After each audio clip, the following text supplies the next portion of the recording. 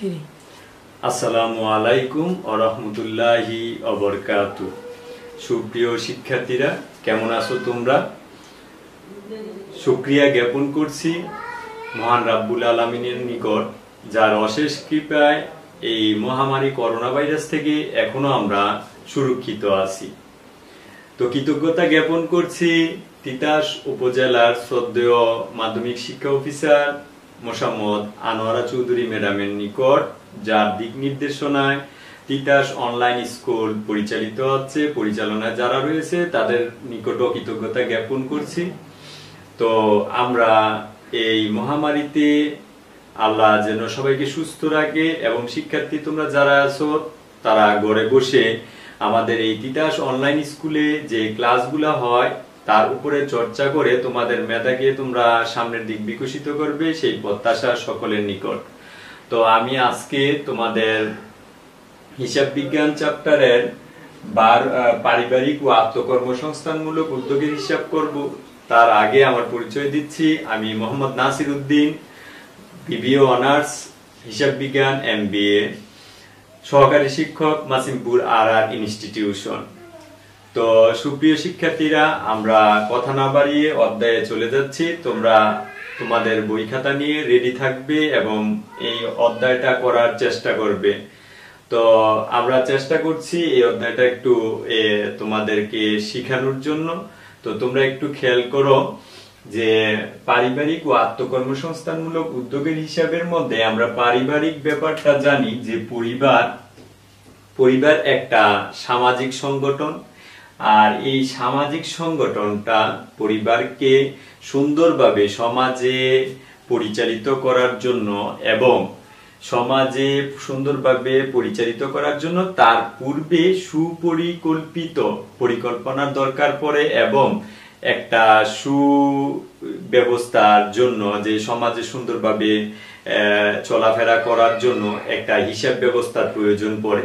যদি আমরা পরিবারকে সুন্দরভাবে সমাজে পরিচালিত করতে চাই তাহলে আমাদেরকে প্রথমেই যা করতে হবে সেটা হলো আমার দৈনন্দিন যেই বাজেটটা, দৈনন্দিন যে আয়, এই দৈনন্দিন আয় থেকে বা আমাদের মাসিক আয় পরিবারকে সুন্দরভাবে পরিচালনা করার জন্য যে একটা পরিবারের মধ্যে কর্তা থাক অথবা পরিবারেরকে সুন্দরভাবে পরিচালনা করার জন্য সেই পরিবারের যে মাসিক আয় আছে ওই আয়ের উপর ভিত্তি করে একটা বাজেট প্রণয়ন করা হয়, যাতে করে সমাজে সুন্দরভাবে পরিবারকে পরিচালিত করা যায়। তো তোমরা সমাজে সুন্দরভাবে পরিবারকে পরিচালিত করার জন্য এই অধ্যায়টা খুবই গুরুত্বপূর্ণ। তদুপরি নিজেকে উদ্যোক্তা হিসেবে তৈরি করার জন্য আত্মকর্মসংস্থানমূলক উদ্যোগ বা আত্মকর্মসংস্থানমূলক প্রকল্প গ্রহণ করতে পারো। তো আমি এই অধ্যায়ের যেই জিনিসগুলা তোমরা শিখতে হবে সেটা হলো যে প্রথমে প্রাপ্তি প্রদান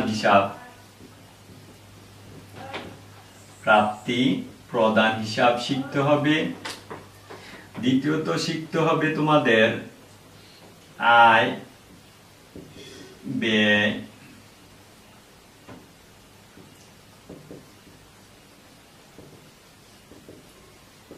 হিসাব। তৃতীয়ত শিখতে হবে আর্থিক অবস্থার বিবরণী। এই তিনটা অংশ শিখতে হবে এই অধ্যায়ের জন্য, যে প্রাপ্তি প্রদান হিসাব, আয় ব্যয় বিবরণী হিসাব আর আর্থিক অবস্থার বিবরণী হিসাব।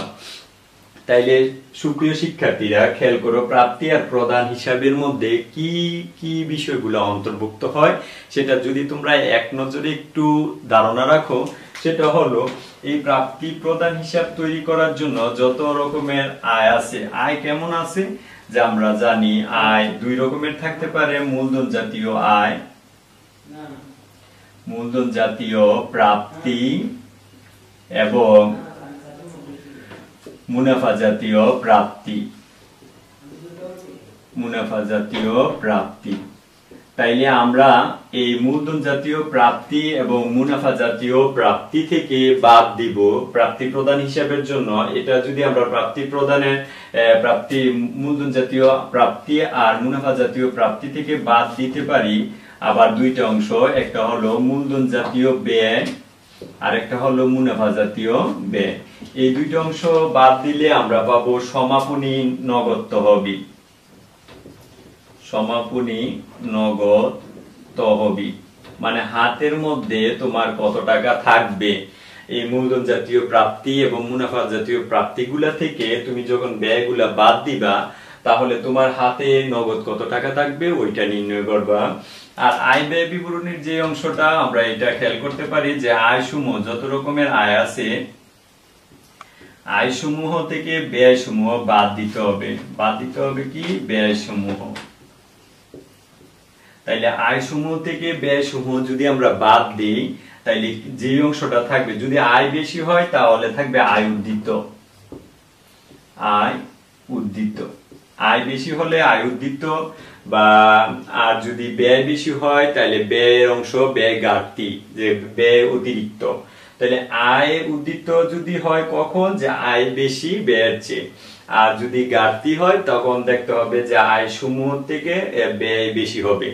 তো সুপ্রিয় শিক্ষার্থীরা, এই আয় ব্যয় বিবরণী তৈরি করা জাস্ট একটা তোমার নলেজে রাখা, মানে পরিবার পরিচালনার জন্য। পরিবারের মধ্যে লাভ লোকসানের কখনো হিসাব করা হয় না, তারপরেও আমরা আয় ব্যয় বিবরণীটা কেমন, যে তোমার আয়, পরিবারের আয় কত আর ব্যয় অংশ কত, এর থেকে কি ঘাটতি হবে না আয় উদ্দীত কিছু থাকবে। আর মোট কথা আমরা আর্থিক অবস্থার বিবরণীটা সম্পর্কে 10 নম্বর অধ্যায় করার সময় জেনে আসছি যে আর্থিক বিবরণী অধ্যায় করার জন্য সম্পদ, মোট সম্পদ আর দায় ও মালিকানা সত্ত্ব সমান হবে। আর্থিক অবস্থা বিবরণীর জন্য মোট সম্পদের সমান হবে দায় ও মালিকানা সত্ত্ব। তাহলে মালিকানা সত্ত্ব বলতে এখানে পারিবারিক তহবিল লিখতে পারি আমরা, যেহেতু পারিবারিক তহবিলের অধ্যায় করছে, পারিবারিক তহবিল অংশটা। তো আমরা আরেকটা ব্যাপার জেনে রাখলে পারি যে পারিবারিক তহবিলটা আবার কি। পারিবারিক তহবিলটা হলো যে আমাদের প্রথম অবস্থায় যে সম্পদগুলা থাকে, তাইলে প্রারম্ভিক, প্রথম বলতে প্রারম্ভিক, শুরুতে যে সম্পদগুলা থাকে ওই সম্পদ থেকে প্রারম্ভিক বা দায় বাদ দিলে, প্রারম্ভিক ব্যয় বাদ দিলে পাওয়া যাবে কি? পারিবারিক তহবিল। আর এই পারিবারিক তহবিল আর দায় মিলিয়ে আমার মোট দায়ের সমান হবে মোট সম্পদ, আর সেটা হলো কি? আর্থিক অবস্থার বিবরণী। তো সুপ্রিয় শিক্ষার্থীরা, তোমরা এই অধ্যায় সম্পর্কে নিশ্চয়ই ধারণা পেয়েছো যে কোন অঙ্কগুলা করতে হবে। সেটা হলো খ আর গ নম্বরের জন্য আয় ব্যয় বিবরণী অথবা আর্থিক অবস্থার বিবরণী, আর ক নম্বরের প্রশ্ন জ্ঞানমূলক যেটা হইতে পারে, যে 2 নম্বরের প্রশ্নের মধ্যে তোমার নরমাল ব্যাপার থাকতে পারে যে পারিবারিক তহবিলের পরিমাণ কত তা বের করো, অথবা চলতি সম্পদের পরিমাণ কত তা বের করো। তো আমরা আজকে তোমাদের এই অধ্যায় থেকে একটা অঙ্ক করব, সেটা হলো পারিবারিক ও আত্মকর্মসংস্থানমূলক উদ্যোগ হিসাবের চ্যাপ্টারের প্রথম অঙ্কটা। তারপরে আমরা চেষ্টা করব পরবর্তী ক্লাসে আবার এর পরের অঙ্কগুলা করার জন্য। তো সুপ্রিয় শিক্ষার্থীরা, আমি যদি অঙ্কে চলে যাই, তোমরাও বই নিতে হবে হাতে। যদি বইয়ের মধ্যে প্রথম অঙ্কটাই আমরা সমাধান করব, 211 নম্বর পেজ। 211 নম্বর পেজে জনাব আহসান হাবিবের কিছু কথা এখানে লেখা আছে, লেনদেন। যে আহসান হাবিব মাসে 12,000 টাকা বেতনে একটা চাকরি করে। তাইলে মাসে যদি 12,000 টাকা বেতনে একটা প্রতিষ্ঠানে চাকরি করে, তাইলে তার 12 মাসে এই মাসিক হিসাবে 12 দিয়ে গুণ দিলে তার টোটাল মাসিক আয় আসবে বেতন থেকে। এছাড়া তিনি একটা কলেজে পার্ট টাইম লেকচার হিসেবে 5,000 টাকা সম্মানী পান। তাইলে 5,000 টাকা মাসিক যদি সম্মানী পায়, তাহলে 12 মাসে তার 60,000 টাকা পার্ট টাইমে আসবে। এটাও তার একটা আয়। আর নগদ তহবিল তার 1 তারিখে ছিল হাতে, যেটা 2 লক্ষ টাকা, ডিপিএস এ জমা আছে 1 লক্ষ টাকা। এটা হলো তার প্রারম্ভিক সম্পদ। তাইলে আর বাকিগুলো অন্যান্য লেনদেন আছে, খাদ্য সামগ্রী ক্রয় খরচ, বাড়ি ভাড়া প্রদান তাও খরচ, দৈনন্দিন বাজার খরচ, আসবাবপত্র ক্রয় খরচ, সেটা মূলধন জাতীয়। আর মনিহারি সেটা মুনাফা জাতীয়, গহনা ক্রয় মূলধন জাতীয়, ডিপোজিট পেনশন স্কিমে জমা তাও আমরা মূলধন জাতীয় ধরতে পারি, পোশাক ক্রয় তাও খরচ মুনাফা জাতীয়। তো সুপ্রিয় শিক্ষার্থীরা, ক নম্বরের প্রশ্নের মধ্যে আছে যে জনাব আহসান হাবিবের পারিবারিক তহবিলের পরিমাণ নির্ণয় করো। তো পারিবারিক তহবিলের ব্যাপারটা আমি বলে রাখছিলাম, প্রারম্ভিক সম্পদ বিয়োগ হলো প্রারম্ভিক দায়। তাহলে আমি ক নম্বরের প্রশ্নের মধ্যে যদি চলে যাই, আমরা জানি পারিবারিক তহবিলের ব্যাপারটা প্রারম্ভিক সম্পদ বিয়োগ হলো প্রারম্ভিক দায়।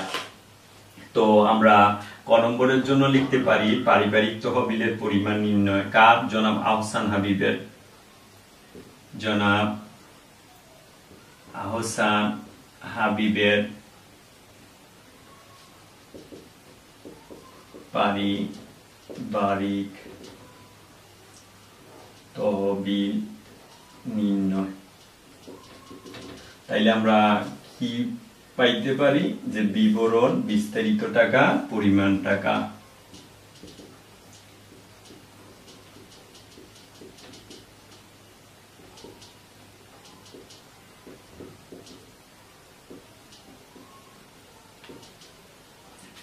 তাইলে সুপ্রিয় শিক্ষার্থীরা, তোমরা দেখো তোমাদের বইয়ের মধ্যে যে আমরা প্রারম্ভিক 1 তারিখের ব্যাপারটা, 1 তারিখে দুইটা এন্ট্রি আছে, একটা নগদ তহবিল আর একটা ডিপিএস এ জমা, যা দুইটাই প্রারম্ভিক সম্পদ। কিন্তু এখানে দেখা যাচ্ছে দায় নেই। তাহলে আমরা দায় না থাকলে এই সম্পদগুলা যদি যোগ করি তাইলেই পাওয়া যাবে কি? পারিবারিক তহবিল। যদি দায় অংশটা থাকতো তাহলে এই সম্পদ থেকে দায়ের অংশটা বাদ দিতাম। তো এখানে লিখতে পারি যে নগদ তহবিল, নগদ তহবিল 2 লক্ষ টাকা,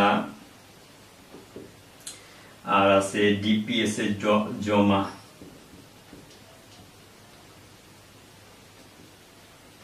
ডিপিএস এর জমা আছে 1 লক্ষ টাকা।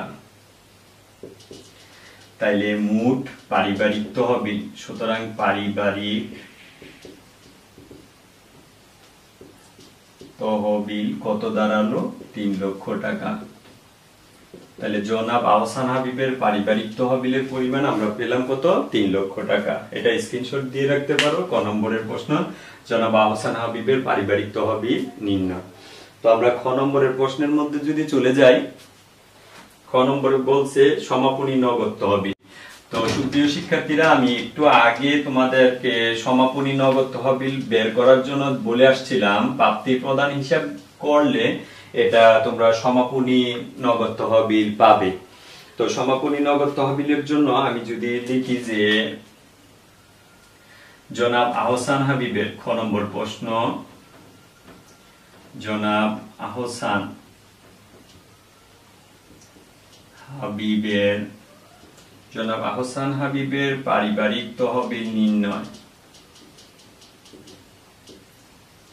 তহবিল পারিবারিক না সমাপনী, সমাপনী, জনাব আহসান হাবিবের সমাপনী নগদ তহবিল, তহবিলের পরিমাণ, তহবিলের পরিমাণ নির্ণয়। তাইলে এইটা যদি আমরা এভাবে করি, প্রাপ্তি প্রদান হিসাব গড় করলে পারি যে প্রাপ্তি সমূহ থেকে প্রদান সমূহ বাদ দিলে পাবো কি? সমাপনী নগদ তহবিল। তাহলে এখানে লিখতে পারি প্রাপ্তি সমূহ, আর টাকা প্রদান সমূহ টাকা। তাহলে প্রাপ্তি কি আছে? যে জনাব আহসান হাবিব মাসিক বেতন, তার বেতন মাসিক 12,000 টাকা। তাইলে 12 মাসে 12 12 44, 1,44,000 টাকা। আর তার আছে সম্মানী পার্ট টাইম হিসাবে, তাও বেতন, সম্মানী পায় 5,000 গুণ 12। তাইলে 5,000 গুণ 5 12 60,000 টাকা। আর তার 1 তারিখে নগদ তহবিল ছিল ব্যালেন্স, যেটা বিডি বলা হয়, ব্যালেন্স বিডি। 1 তারিখের তার নগদ টাকা ছিল 2 লক্ষ টাকা। তাহলে তার প্রাপ্তি, মোট প্রাপ্তি হতে পারে এমন আচ্ছা, এটা পরে আমরা যোগ করতেছি। তো এখানে প্রধান সমূহ কি আছে? তো জনাব আহসান হাবীবের প্রধান সমূহের মধ্যে আছে খাদ্য সামগ্রী ক্রয়, খাদ্য সামগ্রী ক্রয় 30,000 টাকা। আর আছে বাড়ি ভাড়া প্রদান, বাড়ি ভাড়া প্রদান।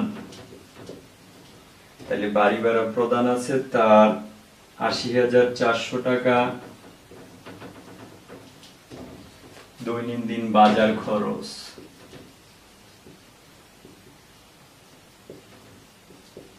বাজার খরচ, দৈনন্দিন বাজার খরচ আছে 24,000 টাকা। আর আসবাবপত্র ক্রয়, আসবাবপত্র ক্রয়, আসবাবপত্র ক্রয় আছে 30,000 টাকা। না, আসবাবপত্র ক্রয় 15,000 টাকা। মুদি ও মণিহারি, মুদি ও মণিহারি আছে 2,500 টাকা। আর গহনা ক্রয় আছে, গহনা ক্রয় 60,000 টাকা। ডিপোজিট স্কিমে জমা, ডিপোজিট পেনশন স্কিমে জমা 24,000। পোশাক ক্রয়, পোশাক ক্রয়, পোশাক ক্রয় আছে 11,000 টাকা। তাহলে এগুলা ছিল তার প্রদান। তো আমরা যদি খেয়াল করি তার প্রাপ্তি থেকে প্রদান কম, তাইলে প্রাপ্তি থেকে প্রদান কম হলে সমাপনী নগদ তহবিল, যে সুতরাং নগদ উদ্দীপ্ত, নগদ উদ্দীপ্ত। তাহলে নগদ উদ্দীপ্তের পরিমাণ যদি আমরা লিখি কত হইতে পারে একটু ক্যালকুলেটরে করে নিলে,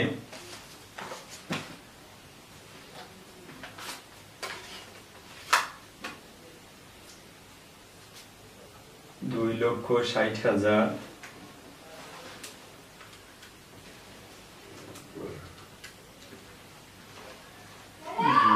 1,44,000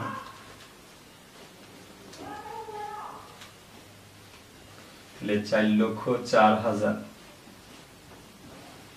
4,04,000, 4,04,000। তাইলে এই 4,04,000 থেকে আমরা যদি এই খরচগুলা বাদ দেই তাইলে খরচ আছে কত? 80,400 যোগ 30,000 যোগ 24,000 যোগ 15,000 যোগ 62,500 যোগ 24,000 যোগ 11,000, তাইলে 2,46,900 থেকে বাদ 4,04,000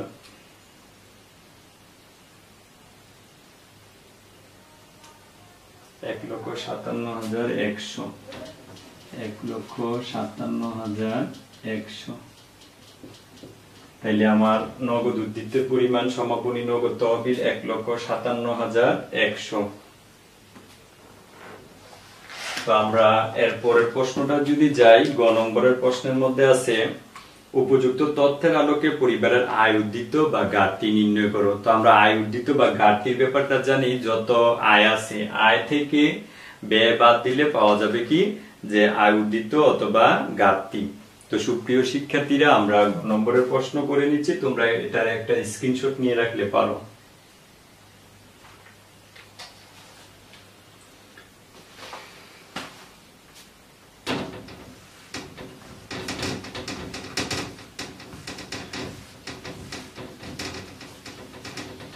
তাইলে আমরা যদি জনাব আহসান হাবিবের আয় উদ্ধৃত বের করি তাইলে লিখতে পারি জনাব আহসান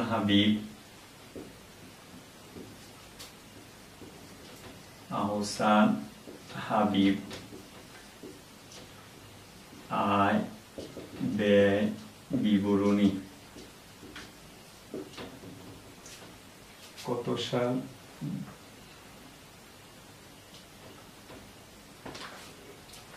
সাল দেওয়া নেই নাকি 1 জুন 2017 সাল তাহলে 31 ডিসেম্বর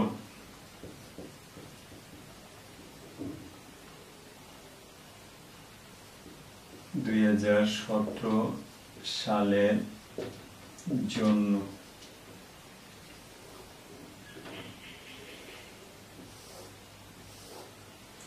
বিবরণ বিস্তারিত টাকা পরিমাণ টাকা তাহলে আমার আয় কি আয় সমূহ থেকে ব্যয় বাদ তাহলে আয়ের মধ্যে আমরা দেখেছিলাম বেতন আছে তার তাহলে বেতনটা আমরা পাইছিলাম 12,000 গুণ 12 1,44,000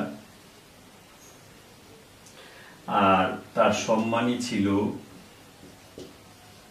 5,000 গুণ 12 60,000 তাইলে তার টোটাল আয় হয় 2,04,000 তাহলে 2,04,000 তো আয় থেকে আমরা যদি ব্যয় বাদ দেই যে ব্যয় সমূহ তাহলে ব্যয় সমূহের মধ্যে কি কি আছে খাদ্য সামগ্রী ক্রয়